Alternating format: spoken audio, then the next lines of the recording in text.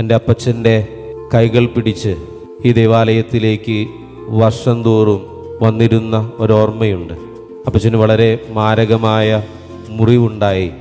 അത് ഉണങ്ങാത്ത അവസ്ഥയിൽ അപ്പച്ചൻ്റെ ഇളയമ്മ റപ്പായേൽ മാലാഖയ്ക്കൊരു നേർച്ച നേർന്നിട്ടുണ്ടായിരുന്നു.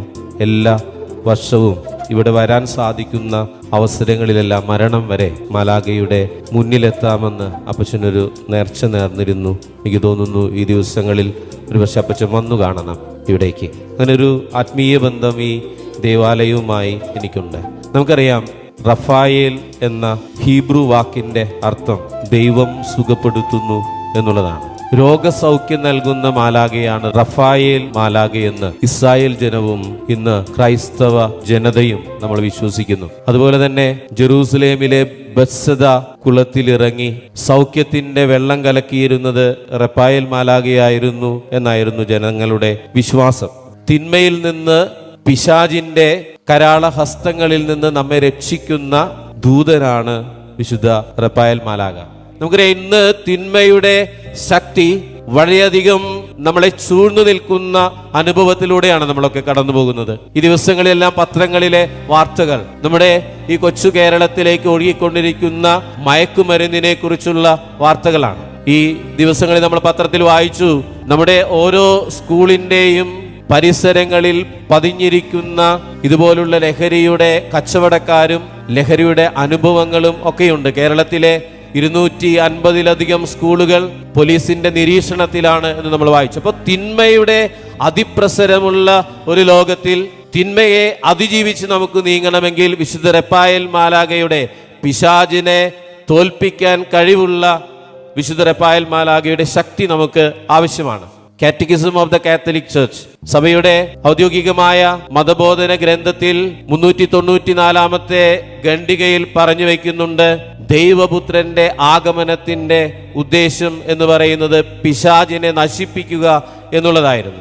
എന്നിട്ട് പറയുന്നുണ്ട്, പിശാചിന്റെ ഏറ്റവും ഗൗരവതരമായ പ്രവൃത്തി എന്ന് പറയുന്നത് ദൈവത്തെ ധിക്കരിക്കാൻ മനുഷ്യനെ പ്രേരിപ്പിക്കുക എന്നുള്ളതാണ്.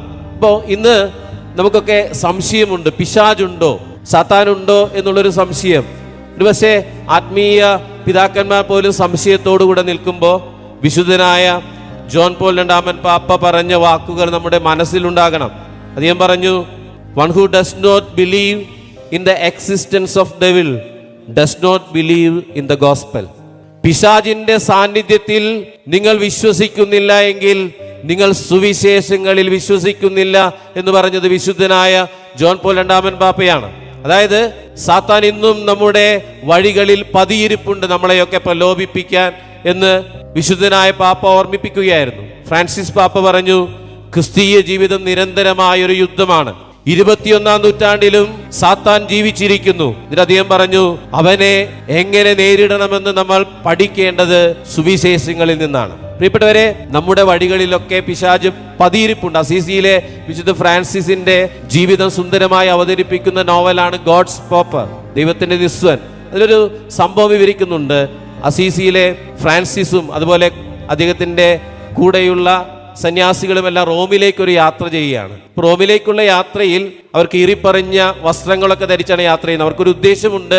അവിടെ റോമിലെത്തി പാപ്പയെ കണ്ട് കൂടുതൽ ദാരിദ്ര്യത്തിൽ ജീവിക്കാനുള്ള അനുവാദം വാങ്ങണം. അപ്പോൾ ഇങ്ങനെ പോയിക്കൊണ്ടിരിക്കുമ്പോൾ അവരുടെ കൂടെ വേറൊരു സന്യാസി കൂടെ ചേരുകയാണ്. എന്നിട്ട് ഈ സന്യാസി ഇവരോട് സംസാരിക്കാൻ തുടങ്ങി, ഫ്രാൻസിസ് പിതാവിനോട്. എന്നിട്ട് ചോദിക്കുന്നുണ്ട്, നിങ്ങളെ കണ്ടിട്ട്, ഈ തുളവീണ നിങ്ങളുടെ വസ്ത്രങ്ങൾ കണ്ടിട്ട് തോന്നുന്നു വളരെ ദാരിദ്ര്യമുള്ള ഒരു സഭയിലെ അംഗങ്ങളാണ് എന്ന് തോന്നുന്നു. അപ്പോൾ ഫ്രാൻസിസ് പറഞ്ഞു, ഞങ്ങളിങ്ങനെ പാപ്പയെ കാണാൻ പോവുകയാണ്, അതീവ ദാരിദ്ര്യം ജീവിതത്തോട് ചേർത്ത് വെക്കാനുള്ള അനുവാദത്തിനായി. അപ്പൊ അങ്ങനെ മുന്നോട്ട് നീങ്ങുന്ന അവസരത്തിൽ പിന്നീട് ഓരോ കാര്യങ്ങൾ പറഞ്ഞുകൊണ്ടിരിക്കുക. നിങ്ങൾ പൂർണ്ണമായി ദാരിദ്ര്യം അനുഷ്ഠിക്കുന്നവരാകണമെങ്കിൽ ഒരു വേള ഈ സന്യാസി പറയുകയാണ്, നിങ്ങൾ ദൈവത്തെ കാണണം എന്നുള്ള ആഗ്രഹം പോലും നിങ്ങൾ ഉപേക്ഷിക്കണം എന്നുള്ള തരത്തിലേക്ക് ഈ സന്യാസി പറയുകയാണ്. പെട്ടെന്ന് അസീസിയിലെ ഫ്രാൻസിസിന് ഒരു ബോധോദയം ഉണ്ടായി. കാരണം ഈ സന്യാസി പറയുന്നത് എന്തു വിഡ്ഢിത്തരമാണ്. പെട്ടെന്ന് തന്നെ അദ്ദേഹം തൻ്റെ കൈകൾ ഉയർത്തി ഈ സന്യാസിയെ ആശീർവദിച്ചു. ഉടനടി ഈ സന്യാസി ഒരു തീഗോളമായി തീരുകയും ഗന്ധകവും ഒരു പിടി ചാരവുമായി അവശേഷിച്ചു എന്ന് പറഞ്ഞ് ഈ നോവലിൽ വിവരിക്കുന്നുണ്ട്. അതായത് ഇന്ന് ഒരുപക്ഷേ സാത്താൻ വരുന്നത് നമുക്ക് സുപരിചിതമായ വഴികളിലൂടെയാണ്, നമുക്ക് പ്രിയപ്പെട്ട വഴികളിലൂടെയാണ്, അല്ലെങ്കിൽ മധുരതരമായ വഴികളിലൂടെ നമ്മളെ പിശാച് ആക്രമിക്കാൻ വരുമ്പോൾ തീർച്ചയായും ഇന്നത്തെ കാലഘട്ടത്തിൽ വിശുദ്ധിയോടും നന്മയോടും കൂടെ ജീവിക്കണമെങ്കിൽ നമുക്ക് റഫായേൽ മാലാഖ നമ്മുടെ കൂടെയുണ്ടാകണം.